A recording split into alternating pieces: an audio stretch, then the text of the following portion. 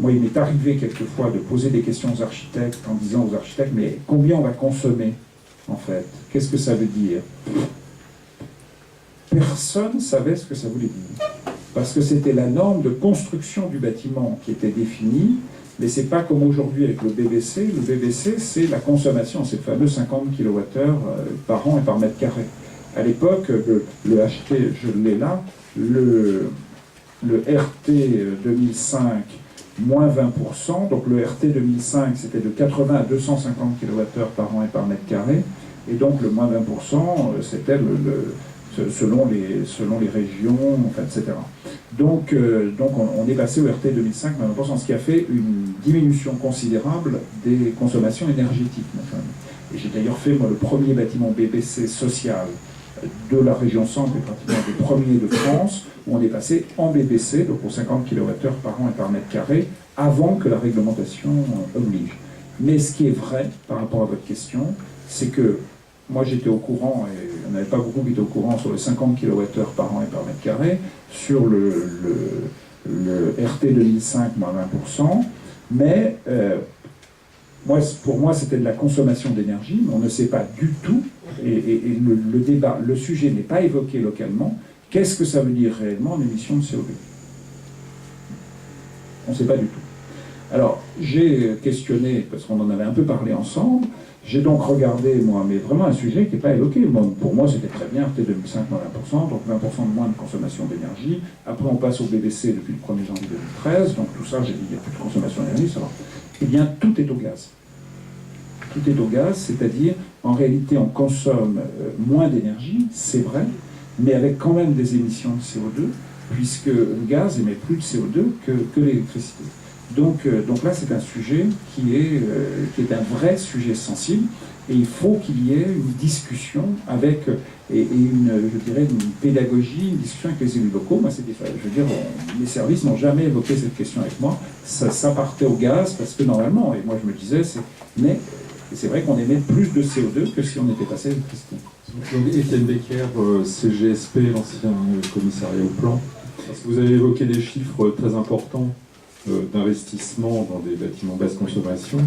Est-ce que vous avez fait un ratio de ces investissements par rapport aux économies d'énergie éventuellement chargées en CO2 associées? Ça, c'est une question très très importante, ratio investissement par rapport au retour en CO2, etc. C'est jamais fait. Je vais vous dire pourquoi. C'est ce que je vous disais tout à l'heure. C'est une norme, c'est obligatoire. Donc de toute façon, je veux dire... Mais par contre, non mais là où vous avez raison, c'est que on devrait le faire, au moins pour savoir, au moins ce qu'il en est. Et c'est vraiment une chose, objectivement, hein, si vous voulez. Alors moi, les analyses que j'ai, c'est que le fait d'être en BBC aujourd'hui augmente à peu près le bâtiment de 15%, à peu près, grosso modo, hein, si vous voulez. C'est un peu une analyse moyenne. Alors ça, c'est vraiment à regarder. Et moi, j'ai toujours dit, quand on a commencé à parler d'une taxe carbone à 70 € de la tonne, etc., la France entière, les médias étaient là-dessus, de façon, les médias n'ont jamais parlé du 15%. Or, quand vous construisez une maison aujourd'hui de 200 000 €, vous ajoutez 15%, vous avez quand même 30 000 €. C'est pas tout à fait 70% par an de taxes. Donc, vous voyez un peu la différence. Or, ce sujet n'a jamais été tellement évoqué. Quand ça n'est pas obligatoire qu'on investisse, je vais vous donner un ordre d'idée, dans la rénovation. Aujourd'hui, je suis à 1,5 million d'euros d'investissement dans les écoles pour justement passer à réduire une consommation d'énergie. J'étais avant en investissement dans les écoles à 500 000 €. Et je suis passé à 1,5 million, le million supplémentaire étant pour cette question d'isolation. Eh bien, quand vous regardez le retour sur investissement, parce que j'avais envisagé un PPP là-dessus, le retour sur investissement, quelquefois, c'est plus de 20 ans. Donc quand vous êtes à plus de 20 ans, moi je ne vais pas. Je dis, attendez, là, de toute façon, on aura des travaux à faire dans l'année, etc. Donc il faut vraiment cette analyse. Alors, quand les normes sont obligatoires, on ne le fait pas parce que c'est obligatoire, donc on ne le regarde quasiment pas, ce qui n'est pas bien, je suis d'accord avec vous. On le regarde quand c'est un investissement qu'on fait, qui n'est pas obligatoire, pour regarder si on a vraiment un retour sur investissement. Et le retour sur investissement, on a tendance, je dirais, quand c'est à moins de 10 ans. À moins de 10 ans, on n'hésite pas trop à le faire. Et on a des fois, alors moi évidemment j'ai quand même avancé sur pas mal de sujets, il y a des fois, on a des retours sur l'investissement, c'est 2 ans. On a des retours sur l'investissement 2-3 ans.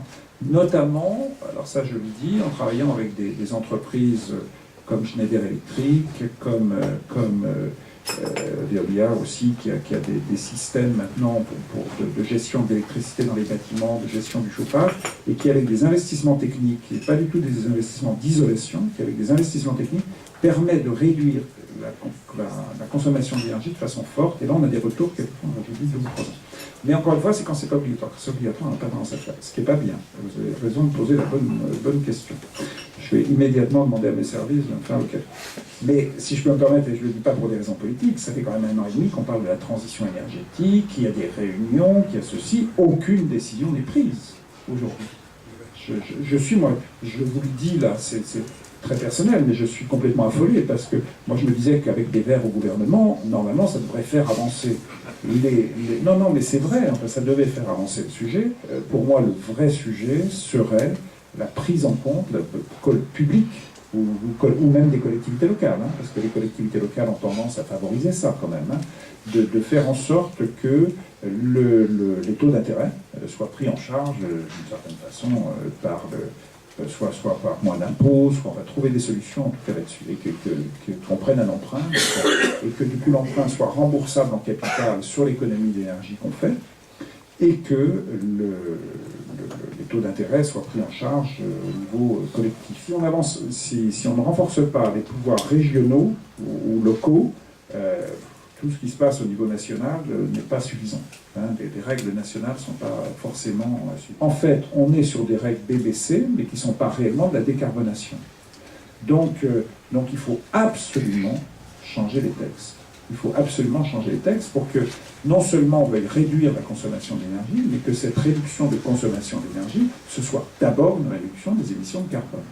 Et ça, il y a un vrai sujet, c'est la question de ce qu'on appelle l'énergie primaire, qui n'a strictement aucun sens par rapport à l'énergie elle-même, c'est de la théorie pure.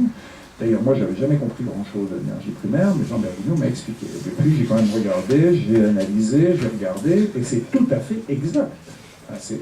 Donc, l'objectif qui doit être donné, et là, il faut, à mon avis, modifier les règles du Grenelle de l'environnement, il n'y a pas grand-chose à modifier, c'est que ce soit d'abord de la baisse de CO2. Alors on a quand même un peu de baisse de CO2, bien sûr, mais qui devrait être beaucoup plus importante par rapport à l'isolation qu'on fait. Donc ça, c'est tout à fait évident, la question. Et là, c'est une question politique majeure, qui ne sera pas simple aujourd'hui, mais moi je vous le dis, sensibilisons l'ensemble du monde politique. Parce qu'il va bien y avoir un changement à un moment donné. Parce que le vrai sujet aujourd'hui, c'est est-ce que le président peut définitivement se mettre à dos les 2 ministres verts. C'est le vrai sujet. Puisqu'en fait, la seule chose qui est à peu près tenue aujourd'hui, c'est la question de ne pas renforcer le nucléaire. Voilà. Et c'est la seule question qui est dite écologique, qui pour moi n'est pas écologique, mais qui est dite écologique par les Verts. Donc c'est un vrai sujet purement politique. Je le dis, moi, en tant qu'élu, j'ai vraiment eu l'impression de bien faire en faisant du RT 2005 moins 20%, de faire, alors qu'on avait obligatoire RT 2005, après de passer au BBC plus tôt qu'avant, sans avoir du tout la conscience, je le dis, qu'en faisant ça, on fait un peu de réduction de CO2, mais on en fait beaucoup moins qu'on pourrait en faire. Donc ça, je pense qu'il faut vraiment sensibiliser les élus dans le système pour comprendre que l'objectif, et là tout le monde est d'accord là-dessus, enfin, que c'est la réduction du carbone qui est importante. Or aujourd'hui, on n'a pas forcément cette sensibilisation avec nos services. Et ça, c'est important, vraiment. Ça, il faut d'une façon ou d'une autre trouver la solution. Merci.